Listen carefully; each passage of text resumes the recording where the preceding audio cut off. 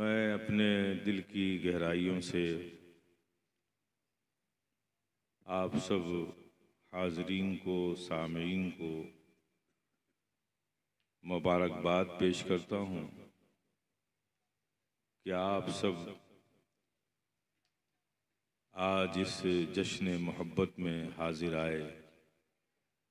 अल्लाह पाक आप सबका आना मुबारक फरमाए और इसकी बरकतें, नेमतें आपको और आपकी नस्लों को अता फरमाए। ये महफिलें जो बुज़ुर्गों की यादों में सजाई जाती हैं, ये सिर्फ हमारी मोहब्बतों और अक़ीदतों के इजहार के लिए ही नहीं होती, बल्कि ये हमारी ज़रूरत भी है। ये हमारी ज़रूरत भी है। अब आप देखिए, आप यहाँ महफिल में आए, आप अपनी 20 साल, 30 साल, 40 साल, 60 साल ज़िंदगी उठाकर देखें। अगर आपसे सवाल किया जाए कि आपकी ज़िंदगी में कितने घंटे ऐसे गुजरे जहां आपकी जहन में, आपके दिल में, आपकी ज़िंदगी में सिर्फ दीन था, दुनिया ना थी, तो मेरे प्यारे, ये फैसला करना आपके लिए बड़ा मुश्किल हो जाएगा। लेकिन मैं आपसे कहता हूं कि आज के इस दिन को याद रख लीजिएगा।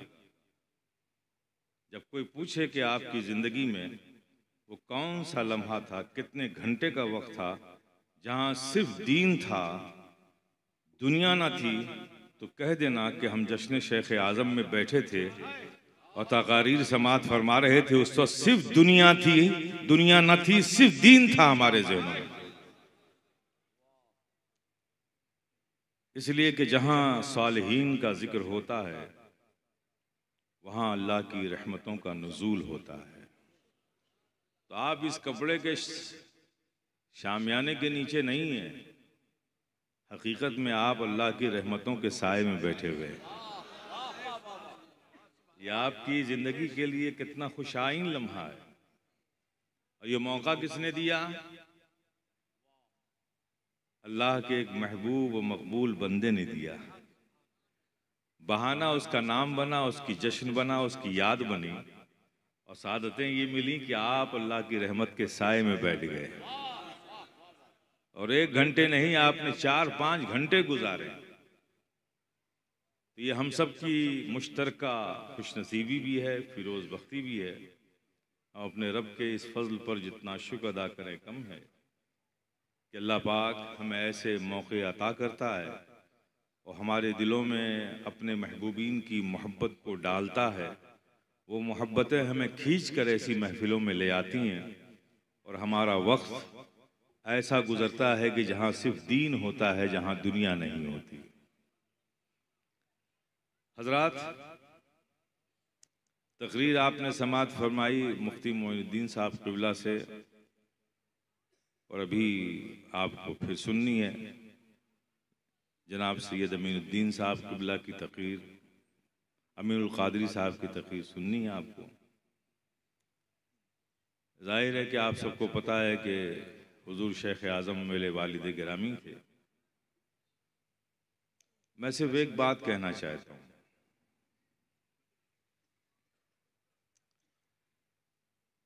शेख आज़म ने क्या किया, दुनिया से क्या लिया और दुनिया को क्या दिया। मैं सबको देता हूं, एक ऑफर करता हूं, आइए। अल्लाह अपने महबूब बंदों से जब कोई काम लेता है ना, तो उसकी तबीयत भी बदल देता है, उसकी सोच भी बदल देता है, उसकी जिंदगी भी बदल देता है। शेख आज़म की पूरी जिंदगी का मुताला कर लो, उन्होंने सिर्फ दिया ही है, लिया कुछ नहीं है। अगर वो भी लेते होते तो 2-4 शहरों में उनके भी कुछ फ्लैट्स होते, कुछ प्रॉपर्टी होती, कुछ जायदाद होती, कुछ मकानात होते। मैं पूरी जिम्मेदारी से कहता हूँ कि शेख आज़म के विसाल के बाद, जिसे कहते हैं ना विरासत में, हमें सिर्फ अपना एक आबाई मकान मिला है जो कि जोशे में है।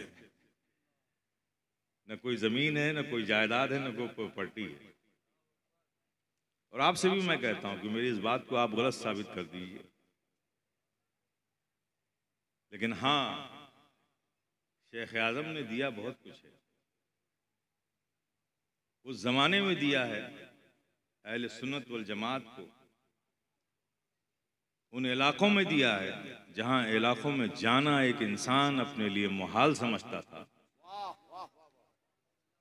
वहां बैलगाड़ियों पे जाकर लोगों की दीन की हिफाजत भी की है और उस हिफाजत को मुस्तहकम बनाने के लिए दीनी इदारे भी कायम किए हैं। आप दिनाजपुर का इलाका उठा लीजिए, बिहार का पूर्णिया है, किशनगंज है, ये सब जो इलाके हैं, मज़ाफ़ात हैं। शहरों में तो इस तरह के काम लोग सभी कर लेते हैं, लेकिन बहुत ही खुर्दा गांव में जाकर जहां सड़कें भी ना हो, जाने का कोई सामान और साधन भी ना हो, वहां जाकर ये काम करना जाहिर है कि ये बड़े पुरअज़्म लोगों का काम होता है। मैंने शेख आज़म की ज़िंदगी को जितना देखा और जितना समझा कि उनको पूरी ज़िंदगी में सबसे ज़्यादा जो तड़प थी, जो शिद्दत से उन्हें बेचैन करती थी, वो एक फिक्र थी कि मैं लोगों के अकायद की हिफाजत कैसे करूं, उसके लिए क्या करूं कि लोग गुमराह ना हो और अहले हक बनकर रहें, अकीदे हक पर रहें। जिंदगी भर इसकी कोशिशें करते रहे वो, पूरी जिंदगी, उनकी अमली जिंदगी आज भी ये सबूत है। हमारे बाहर से भी मेहमान आए हुए, आप चले जाइए, बांग्लादेश चले जाइए। एक ज़माना था कि बांग्लादेश में उलमाए अहले सुन्नत की एक बड़ी कसीर तादाद थी। वो सब हिंदुस्तान में आकर पढ़ के गए, वहाँ पे दीनी खिदमात की, लेकिन ज़माना गुजरता गया, वो लोग सब दुनिया से रुखसत होते गए। फिर यहाँ आकर पढ़ना वहाँ के लोगों के लिए नामुमकिन हो गया। तो वहाँ पर देवबंदियों ने बड़े बड़े इदारे कायम किए, बड़े बड़े इदारे कायम किए, लेकिन सुन्नियों का कोई मजबूत इदारा ऐसा नहीं था कि वहाँ से पढ़कर निकलने वाला बच्चा लोगों के अकीदे का तहफ़्फ़ुज़ कर सके। खिताब करना एक अलग चीज़ होती है। आजकल उमूमन स्टेज पर जितने भी खतीब हैं ना, मैं आपसे बता दूं ना, सब मदरसे से भागे हुए लोग हैं जिन्होंने निसाब भी मुकम्मल नहीं किया है और बहुत कामयाब मुकर्रिर हैं स्टेज के। वो बात छोड़ दीजिए आप, लेकिन ज़मीन पर काम करना, अकीदे के तहफ़्फ़ुज़ के लिए काम करना एक बड़ा बुनियादी काम होता है। शेख आज़म ने बांग्लादेश में इस ज़रूरत को बड़ी शिद्दत से महसूस किया। एक दूसरा मुल्क है, ज़बान वहाँ की बंगला है, कोई फ़ारसी, उर्दू, अरबी पढ़ना नहीं चाहता। वहाँ तो बुखारी शरीफ को भी बंगला में कर दिया गया है, मुस्लिम शरीफ भी, और उसकी तलखीस है, पूरी बुखारी भी नहीं पढ़ाई जाती, चंद अहादीस बंगला में, बस यही निसाब में वहाँ पे। ये इल्मी ज़ुबू हाली का हाल था। तो वालिद साहब ने बड़ी शिद्दत से महसूस किया, कहा कि मैं यहाँ दरसे निज़ामिया का एक मदरसा कायम करूँगा। ये बहुत बड़ा चैलेंज था। सवाल ये है कि कायम तो कर देंगे, पढ़ेगा कौन? यहाँ की ज़बान तो बंगला है, ये फारसी कौन पढ़ेगा, उर्दू कौन पढ़ेगा, ये अरबी कौन पढ़ेगा, तफसीर कौन पढ़ेगा, मज़ावी बैज़ावी मदारिक ये सब पढ़ेगा कौन, हिदाया पढ़ेगा कौन, शरअ अक़ायद की किताबें पढ़ेगा कौन? वालिद साहब ने कहा कि जब मैं इदारा कायम करूंगा तो पढ़ने वाले बच्चे भी मिल जाएंगे। फिर उन्होंने तमाम उलमाए बांग्लादेश को बुलाया कि मैं चाहता हूं कि ये निसाब मदरसे में कायम हो। वालिद साहब ने मदरसा कायम किया। माशाअल्लाह 5 मंजिला है, कितने मंजिला है इमारत? 6 मंजिला इमारत मदरसे की कायम की। 3 मंजिला मस्जिद बनाई, हॉस्टल अभी बनना बाकी है। 400-500 बच्चे वहाँ पढ़ रहे हैं। और बेहमदी ताला इस पिछले 10-12 सालों में हमने उस इदारे से 2 बैच निकाले हैं जो आलिम और फाजिल बनकर निकले हैं, जो अरबी भी पढ़ना जानते हैं, फारसी भी जानते हैं, उर्दू भी जानते हैं, और सब बंगाली के बच्चे हैं। और आज वो बांग्लादेश के मुख्तलिफ मदरसों में जाकर खिदमत कर रहे हैं। जो तामीरी काम करने वाले लोग होते हैं उनका जहन भी तामीरी होता है। तो वालिद साहब की पूरी ज़िंदगी मेरे सामने है। जब बाहर से आते थे तो सबसे पहले खानका जाते थे। बीवी बच्चों की फिक्र नहीं थी उनको, पहले खानका जाते थे। 1 महीने से वापसी होती थी। खानका जाते थे, पहले खानका की तामीरात का काम देखते थे, मदरसे को देखते थे। जब उससे फारिग होते थे तो घर जाते थे। तो शेख आज़म की पूरी ज़िंदगी इसी जद्दोजहद में गुजरी है। और जाहिर है कि जब अल्लाह के दीन के लिए, अल्लाह की रज़ा के लिए, राह मौला में रज़ाए मौला के लिए कोई ज़िंदगी गुजारता है तो फिर अल्लाह पाक उसके दर्जात में बुलंदी अता फरमाता है। ये एक जीती जाती तस्वीर, नारों से शख्सियतें नहीं बनती हैं, वरना जब तक शख्सियतें जिंदा होती हैं नारे जिंदा रहते हैं। शख्सियतें दुनिया से गुजर जाती हैं, नारे भी धीमे पड़ने लगते हैं। वही शख्सियतें जिंदा रहती हैं जो रब की बारगाह में मकबूल होती हैं। जो रब की बारगाह में मकबूल होती हैं तो फिर उनकी मोहब्बत, उनकी ताज़ीम, उनकी तकरीम हर मोमिन के कल्ब पर रब इल्का कर देता है। आज शेख आज़म नहीं है लेकिन आपके दिलों में उनकी मोहब्बतें हैं। ये उनकी महबूबियत की अलामत है। हमारी आप हिंदुस्तान में 365 दिनों में सैकड़ों तकरीरें सुन सकते हैं। हर तकरीर में शेख आज़म का जिक्र नहीं करता हूं मैं, इसलिए कि मुझे ज़रूरत ही नहीं है। मखदूम सिमना का जिक्र नहीं करता मैं, इसलिए कि मुझे ज़रूरत ही नहीं है। इसलिए मैं जानता हूं कि मखदूम सिमना हमारे नारों से नहीं बने हैं।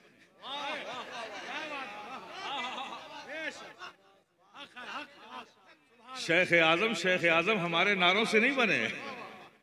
मखदूम मशाइख सरकार कला हमारे नारों से नहीं बने। हम शबीए गौसुस्तकलाइन आला हजरत शफी मियाँ हमारे नारों से नहीं बने। वो बने हैं रब की बारगाह में मकबूल महबूब होने से। और जो रब की बारगाह में मकबूल महबूब हो जाता है अल्लाह पाक फिर हर मोमिन के दिल पर उसकी मोहब्बत को इल्का कर देता है।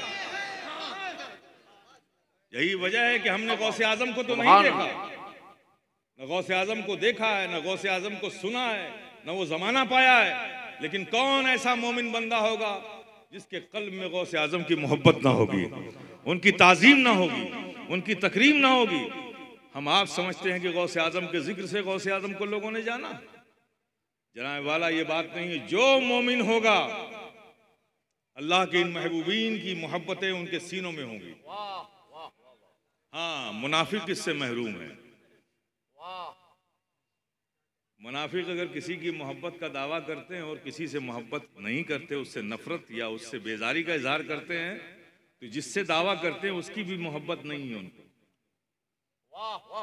क्योंकि मोहब्बत में नफरतें नहीं होती, मोहब्बत सिर्फ मोहब्बत चाहती है। नफरत एक नजासत है और एक मोहब्बत एक पाकीज़ा चीज है। तो पाकीज़गी में नजासत को मिलाओगे तो वो भी खराब हो जाएगी। तो जो मोमिन होते हैं उनके दिलों में हर अल्लाह के दोस्त बंदों की मोहब्बतें होती हैं। तो आपको भी वो मोहब्बतें यहाँ खींच लाई हैं। अल्लाह पाक आपकी इन मोहब्बतों को सलामत रखे। मेरे प्यारे शेख आज़म की ज़िंदगी, बाकी तो उलमा बता ही रहे हैं, मैं तो उनका बेटा हूँ। मेरे अपने कुछ एहसासात हैं और मैं तबीयतन शख्सियत परस्त नहीं हूँ। मैं तबीयतन और मिजाजन कतान शख्सियत परस्त नहीं हूँ। मेरे नज़दीक वो एक इमाम भी बड़ा ताज़ीम व तकरीम का हक रखता है जो किसी गांव में 5 मुक्तदियों को अपने पीछे नमाज पढ़ा रहा है। दीन के ऐसे खादिम की भी मैं ताज़ीम करता हूँ। तो बज़ाहिर जिसकी खिदमतें होती हैं दीन के हवाले से, वो सब बाइसे ताज़ीम व तकरीम होते हैं। मेरा यही मिजाज है कि मैं उनकी इज्जत भी करता हूँ, उनकी ताज़ीम भी करता हूँ। तो शेख आज़म की ज़िंदगी जो मैंने अमली ज़िंदगी देखी, एक जुनून था उनका दीन और सुन्नियत के हवाले से। मदरसे कायम करो, बच्चों में इल्मी ज़ौक़ पैदा करो, सुन्नियत का मुबल्लिग बनाओ इन्हें। और शेख आजम क्वांटिटी के कायल नहीं थे, वो क्वालिटी के कायल थे। बच्चों को आलिम दीन बना दो सिर्फ पगड़ी बांधकर, और वो किसी सलाहियत के मालिक ना हो तो आपने उनके तो हाथ पैर बांध दिए। अगर वो आलिम ना होता तो मजदूरी करके घर चला लेता, ईंटें उठाकर घर चला लेता। आपने आलिम बना दिया तो वो ईंटें भी नहीं उठा सकता। शेख आजम फरमाते थे कि मदरसे में जिन बच्चों को दाखिला लिया जाता है, अब हमारी जिम्मेदारी है कि उनको ऐसा पुख्ता आलिम बनाया जाए कि वो आलिम बनने के बाद अल्लाह का शुक्र अदा करें कि मैं आलिम हूँ। उनको पछतावा ना हो कि मैं आलिम होकर के मेरी सारी ज़रूरतों की तकमील के लिए मेरे हाथ पैर बन गए हैं। तो ये उनकी सोच थी मेरे प्यारे। उनकी अमली ज़िंदगी की जिंदा मिसाल आप जाके पूर्वांचल के इलाके में, दिनाजपुर के इलाके में, यूपी के बहुत से इलाकों में आप जाके देख लिए कितने मदरसे कायम किए हुए हैं। घर तो नहीं बनाया, घर तो आज भी वैसे ही हमारा है जैसे पहले था, उसमें कोई तामीर नहीं है, लेकिन मदरसे कितने बना डाले, खानकाहें कितनी बना डाली, मस्जिदें कितनी बना डाली, आप शुमार कर सकते हैं मेरे प्यारे। तो ये अल्लाह के महबूब बंदों की अलामत होती है।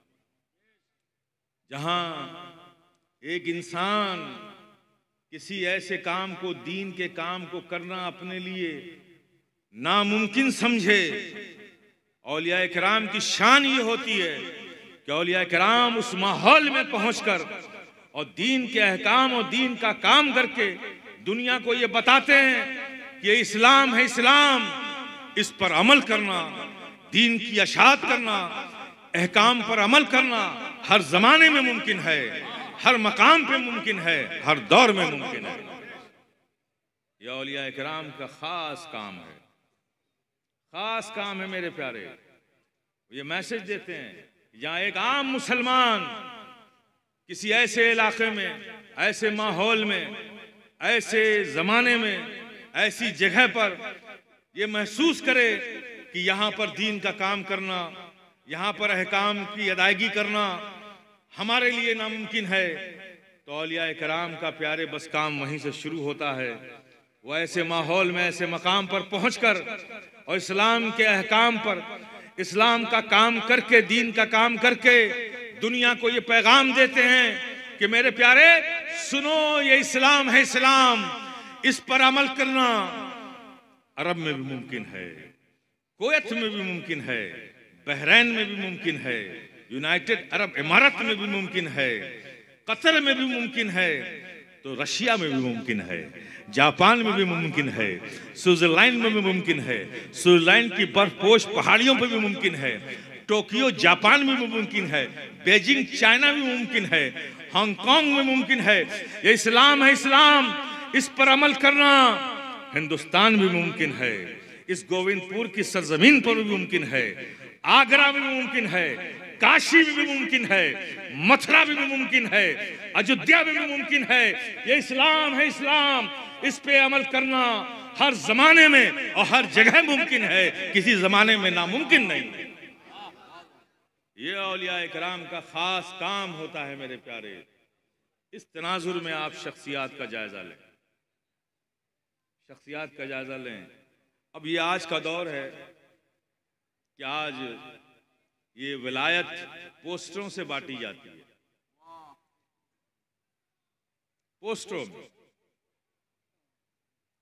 ये वली हैं, ये कुतुब हैं। मैं आपको मशवरा दूंगा, खुदारा अपनी इस बेचैन तमन्नाओं को अपने काबू में कीजिए। बाद नबूवत विलायत बहुत अहम चीज है इस उम्मत मोहम्मदिया में।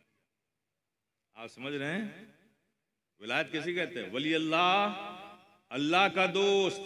क्या कहते हैं? अल्लाह का दोस्त। अजीब बात है। ये तो वही बात हो गई अजीब सी कि आप सड़क पर निकलिए और कहिए कि ये महमूद मियाँ का दोस्त है। कमाल है भाई। मेरा दोस्त मैं बनाऊंगा कि आप बनाएंगे? बोलो ना मेरे प्यारे, आप बनाओगे मेरा दोस्त कि मैं बनाऊंगा? तो अल्लाह का दोस्त अल्लाह बनाएगा कि आप बनाओगे? अल्लाह बनाएगा तो फिर आप क्यों बनाते फिर रहे हो? आप क्यों बनाते फिर रहे हो? मेरे प्यारे, ये काम रब का है जिसे वो कबूल कर ले। अल्लाह का दोस्त, उसकी कबूलियत की अलामत क्या है?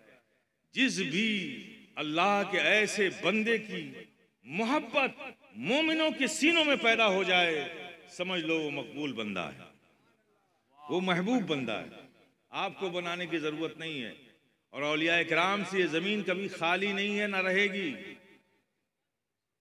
ये अलग बात है कि आप वहां तक पहुंचे या ना पहुंचे। चाइना ने बेशुमार सामान बना डाले हैं। जो जापान बनाता है उसकी डुप्लीकेट चाइना फौरन बना देता है, और जापान से ज्यादा चाइना का माल मार्केट में होता है। लेकिन चाइना के प्रोडक्ट से ये मतलब थोड़ी कि जापान ने बनाना बंद कर दिया। ये अलग बात है कि जापान के माल तक रसाई बहुत कम लोगों की है, चाइना के माल की तरफ ज्यादा लोग भागते हैं। ऐसे ही मेरे प्यारे, इस रुए जमीन पर औलिया इकराम की कमी नहीं है, हैं। इसलिए कि अगर औलिया इकराम इस जमीन पर ना हो तो याद रखो कि जब तक अल्लाह का एक दोस्त बंदा इस रुए जमीन पर है, कयामत नहीं आएगी। और अभी कयामत नहीं आई है तो इसका मतलब दोस्त बंदा है। और इन दोस्त बंदों की जरूरत यह है कि जब तक एक भी इंसान इस जमीन पर जिंदा है, एक भी इंसान, अल्लाह के दोस्त बंदों की जरूरत बाकी है, बाकी है। ये जो लोग कह देते हैं ना, कहते हैं ना, एक पर्दा डाल दिया है लोगों ने कि अल्लाह को पहचानना आसान है, वलियों को पहचानना आसान नहीं। किस एतबार से पहचानना आसान नहीं? अगर वली पहचानने की चीज ही ना हो तो हमारे काम किस आएगी? अगर हम वली को पहचानेंगे नहीं तो फिर विलायत हमारे किस काम की? तो मेरे प्यारे, ये गलत है। ये बात सही है कि वलियों को पहचानना आसान नहीं, वलियों को उनके मकाम के एतबार से पहचानना आसान नहीं। इसलिए कि वली को वली ही पहचानता है, उसके मकाम को वली पहचानता है। लेकिन अगर वली को पहचानेंगे ही नहीं तो फिर विलायत हमारे किस काम की? मेरे प्यारे, अल्लाह ने किसी भी चीज को हमारी अक्लों पर, हमारी समझ पर नहीं छोड़ा है। ये दीन मुकम्मल हो चुका है, ये दीन मुकम्मल कर दिया गया है। जिंदगी के किसी भी पहलू में आपको दीन के मामलात में अपनी तमन्नाओं और ख्वाहिशात और अपनी अक्लों से सोचने की जरूरत नहीं है। दीन ने मुहर लगा दी है, तुम्हारी तमन्नाओं पे कुछ नहीं छोड़ा है। हम पहचाने कैसे? तो आगे ही कुरान में अल्लाह इरशाद फरमाता है कि ये मेरे दोस्त हैं जिन्हें कोई खौफ नहीं, जिन्हें कोई गम नहीं। मौला वो कौन लोग हैं? मौला वो कौन लोग हैं जो तेरे दोस्त हैं? तो कुरान ही कहता है अल्लज़ीना आमनू व कानू यत्तकून। ये वो लोग हैं जो ईमान लाए और जिंदगी के हर लम्हा मुझसे डरते रहे। जिंदगी के हर लम्हा मुझसे डरते रहे। अब आप किसी को आसमानों में उड़ता हुआ देख लीजिएगा तो वली मत कह दीजिएगा धड़ से, जो आदत है आपकी। ये छू छा हु हा, आंख लाल पीली करना, केले हाथ में निकाल देना, गायब कर देना, ये सब शोभदे तो सड़कों पे दिखाए जाते हैं। ये विलायत नहीं है, ये दोस्त बंदों का काम नहीं है। एक वली अपनी विलायत को इस कदर छुपाता है, जितना आप अपने सतरे औरत को छुपाने का एहतमाम करते हैं ना, उससे ज्यादा एक वली अपनी विलायत को छुपाता है। क्यों? कि अगर उसकी विलायत और उसकी करामत को आप जान लेंगे, देख लेंगे, तो आप तो कमजोर अकीदे के लोग हैं ना, फिर सब कुछ उसी को मान के उसी के इर्द गिर्द घूमने लाने लगेंगे। और वली दुनिया में आता है भटको हुओं को रब से मिलाने के लिए। वो किस लिए आता है? भटको हुओं को रब से मिलाने के लिए। और आप कमजोर हैं, अगर ये जान जाएं कि ये अल्लाह का वली बंदा है तो आप उसी के इर्द गिर्द जमा हो जाएंगे, रब को भूल जाएंगे। इसलिए एक वली अपनी करामत को छुपाता है, अपने मकाम को छुपाता है, क्योंकि वो तो आया ही है आपको रब से मिलाने के लिए। तो मेरे प्यारे, तो किसी को आसमान में उड़ता हुआ देखना तो फौरन वली ना कह देना, बल्कि ये देखना कि वो ईमान वाला है कि नहीं। अच्छा, ईमान वाला है, फिर देखना तकवे वाला है कि नहीं, तकवे वाला है कि नहीं। अब सवाल यह है कि जाहिरन जो तकवा है वो तो नजर आ जाएगा, बातिनन तकवे वाला है कि नहीं वो कैसे जानोगे? इसलिए कि महफिल में तो सभी मुत्तकी हो जाते हैं, तन्हाइयों में मुत्तकी कौन है ये कैसे जानोगे? तन्हाइयों में मुत्तकी कौन है? महफिलों में तो सभी मुत्तकी हो जाते हैं। जिंदगी के हर लम्हा डरने वाला ये रब से है, महफिलों में तो है, तन्हाइयों में भी है, ये कैसे जानोगे? अब इसको जानने के लिए आइए आकाए रहमत की बारगाह में चलते हैं। आका फरमाते हैं, आज शेख आजम की महफिल में आए तो कुछ लेकर जाओ। आका फरमाते हैं, किसी शख्स के बारे में उस वक्त तक कुछ मत कहो जब तक कि उससे 3 मामलात ना कर लो। उसे अपना पड़ोसी बना लो, उससे लेन देन कर लो, उसके साथ सफर कर लो। पड़ोसी बनाओगे तो आपसे छुपेगा नहीं कि इसके घर के अंदर का माहौल क्या है। बाहर तो दीनदारी है, घर में भी दीनदारी है कि नहीं है, उससे नहीं छुप सकता पड़ोसी से। सफर करोगे तो आदत का पता चल जाएगा। लोगों के मजमे को देखकर नमाज पढ़ता है कि तन्हाइयों में भी पढ़ता है। और लेन देन कर लोगे तो उसकी नीयत का पता चल जाएगा।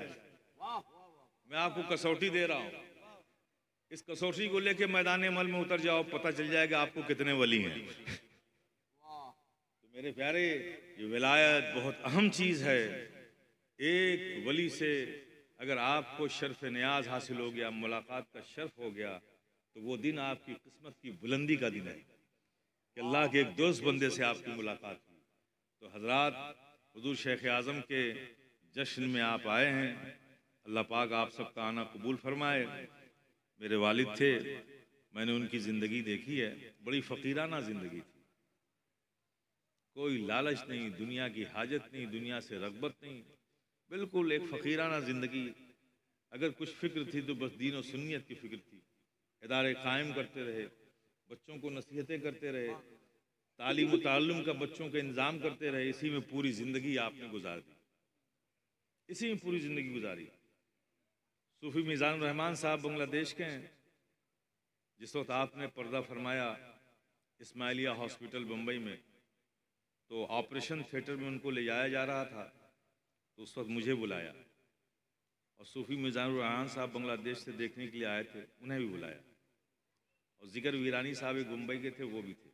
अब आप सोचिए कितना वो वक्त होता है ऐसा, लोग अपनी औलादों के लिए, घर के लिए वसीयतें करते हैं ना। शेख आज़म क्या फरमा रहे हैं कि सूफी साहब, वो मदरसा अभी मुकम्मल नहीं हुआ है, अगर मैं जिंदा रहा तो इंशाअल्लाह मैं करूँगा, अगर मैं नहीं रहूँगा तो ये महमूद मियाँ ये करेंगे, आप लोग इनका साथ दीजिएगा। ये उनके वो आखिरी जुमले थे जो हमने सुने। उसके बाद ऑपरेशन थिएटर में गए, ऑपरेशन हुआ, फिर अल्लाह ने उतनी ही ज़िंदगी रखी थी, वो पर्दा फरमा गए। हमने आखिरी वक्त में उनके सिर्फ ये 3 जुमले सुने, 3 जुमले सुने। ज़िकर वीरानी से फरमाया कि जाम शब का ख्याल रखना और महमूद मियाँ का साथ देना, ये मिशन हमें बहुत आगे तक ले जाना है। मैं जिंदा रहा तो करता हूँ, करता रहूँगा, अगर नहीं रहूँगा तो तुम लोग साथ देना।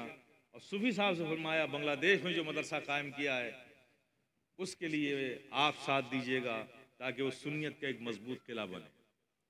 ये हमारे वालिद की ज़िंदगी थी कि उस आखिरी वक्त में न उन्हें बीवी का ख्याल, न बच्चों का ख्याल, न उनके मुस्तकबिल का ख्याल। अगर ख्याल है तो सिर्फ दीन सुन्नियत का ख्याल है, दीन की अशात का ख्याल है। मैंने ये देखा है और मैंने ये महसूस किया है। और बिहम्दी ताला ये फ़कीर शफ़ी गदाए जिलानी भी उसी राह पर चलने की कोशिश कर रहा है। आप सब दुआ कीजिए कि मौला करीम हमें साबित कदम रखे, हमें इस्तिक़ामत अता फरमाए। मैं भी अपने वालिद की ज़िंदगी को अपने सामने रखकर अपनी ज़िंदगी गुजार सकूं। अल्लाह पाक हमें ऐसी तौफ़ीक़ अता फरमाए। व आखिरु दावाना अल्हम्दुलिल्लाहि रब्बिल आलमीन। हज़रात, अब हुज़ूर साहिब सज्जादा के खिताब के बाद मैं गुजारिश करूँगा अपने